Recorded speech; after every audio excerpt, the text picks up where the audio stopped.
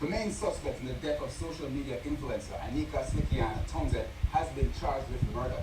In a video statement to the press on Friday, head of the St. James Police Senior Superintendent Vernon Ellis confirmed that Rashawn Patterson was charged following investigations and a ruling from the Office of the DPP. Thursday, October 20th, Ms. Townsend traveled from Kingston to Montego Bay, where she was picked up by Patterson at approximately 7:30 p.m.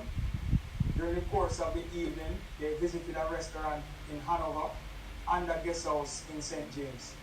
At some point in the night, an argument developed between them, which resulted in Ms. Townsend being strangled by Patterson and her body disposed. SSP Ellis says a security guard has also been charged with imprisonment of felony in relation to the murder. Patterson was arrested last week, Wednesday, at a guest house in Hanover. He was charged the following day with abduction and assault occasioning bodily harm in relation to a 2018 matter involving a Kingston woman. But SSP Ellis says there's more. As it is suspected that Mr. Patterson may have been involved in other incidents similar to those for which he has been charged. As a result, detectives are appealing to the public for any information that may assist. Persons may contact the Montego Bay CID at 876-684-9080 or Crime Stop at 311, Police Emergency at 119 or the nearest police station. Convicted drug kingpin Andrew Hamilton today lost his appeal to retain his portfolio of assets forfeited to the Crown. Following his conviction in the U.S. in 2013, Hamilton was stripped of half of his $1 billion portfolio of assets in Jamaica. These include luxury vehicles, homes, and apartments in Upper St. Andrew. Hamilton, a former member of the Jamaica Constabulary Force, had pleaded guilty to drug trafficking and money laundering in the United States.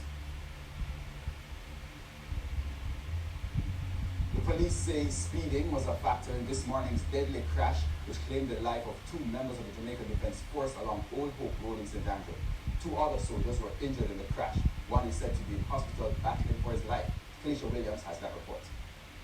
This is the motor car that the 4 JDF soldiers were traveling in. We were told they were coming from a party when the vehicle crashed into this wall near the Waterfalls Entertainment Center in Ligony. Head of the Police Accident Investigation and Reconstruction Unit, Assistant Superintendent of Police Della Lewis, says the crash took place around 3:30 Friday morning. The car was traveling southerly along Pool Road, right heading towards Mascana, where it's alleged that the driver failed to negotiate a left-hand curve. And as a result, the vehicle hit straight and collided to a perimeter wall. From the extent of the damage, it is evident that some level of speed was involved. 2 of the soldiers died moments after they were taken to hospital. 1 is in a stable condition, while the 4th is battling for his life. Cars from the motor vehicle lying on the sidewalk showed the magnitude of the crash. The police said other clues from the scene indicated that the driver had little time to react.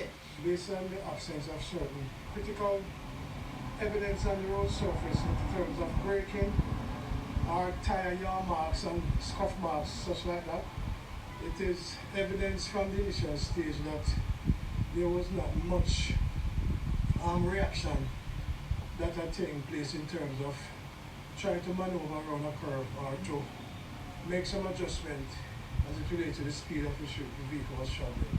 ASP Lewis says the investigation is at a critical stage as investigators are still trying to determine the exact cause of the crash.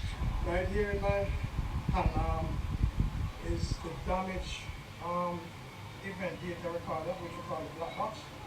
So I'm going to spend some time to analyze whatever data I can get from it as to identify what sort of activity the vehicle was engaging at the time of the crash.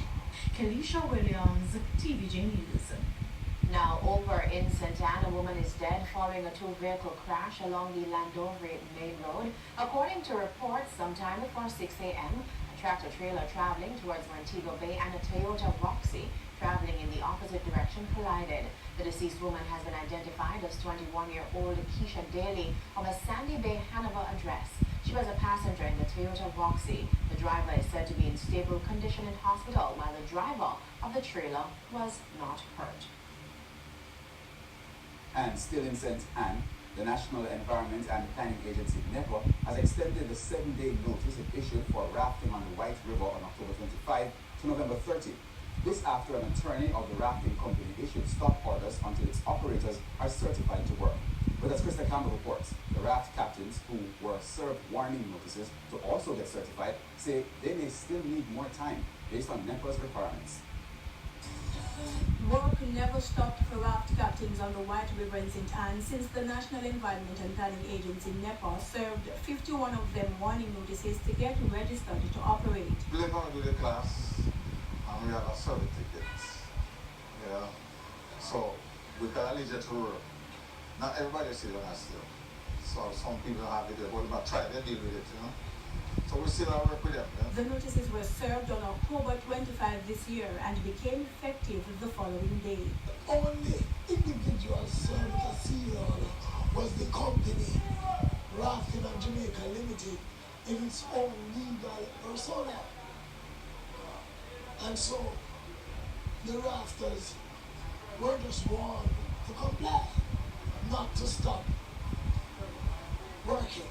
Lance Rhodes represents Rafting on the White River Jamaica Limited. For me, it seemed inequitable at the time that you could serve an order a day before it takes effect of such a nature as an ongoing business enterprise. And so I wrote to NEPA immediately. NEPA's response was to extend the time for the raft captains and tour operators to get regulated. They now have until November 30. They also have to be certified by the Tourism Product Development Company, TPDCO. But the operators say it's still not enough time because of another stipulation from NEPA. Well, it was indicated to me by an officer of NEPA that an individual rafter could not apply for a permit. However, a permit will be issued to a group. At the time, the Rafting and Jamaica Limited was the only legal entity that was operating in this location.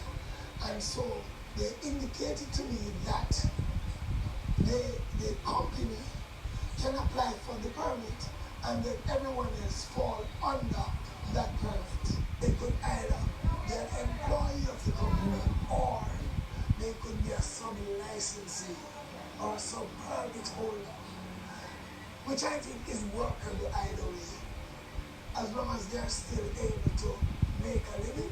But the tour operators are concerned it's the authorities' way of giving a big entity more business at the expense of small business operators. Personally, I will sponsor some of the guys here so that they could get the documentations or whatever needed or the proper training so that they could do what is right. Krista Campbell, TVJ News. There are increasing safety concerns in Sandy Bay, Hanover because of the condition of the cemetery. As we hear in this report, the Hanover police have also had an issue with the state of the property. The overgrown shrubs and bushes in the Sandy Bay Cemetery in Hanover almost hides the tombstones of the dead. But according to the residents, that's not all that's hidden.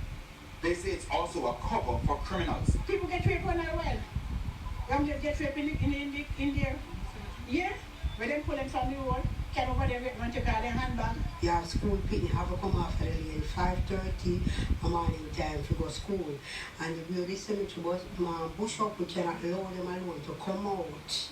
You know that all the time they run. We're scared, man, sit them up, take them phone, even rob them, even rape them. So it's a very poor condition in the cemetery, and this been years upon years. The residents' concerns are justified, as the Hanover police have also expressed security issues with the property.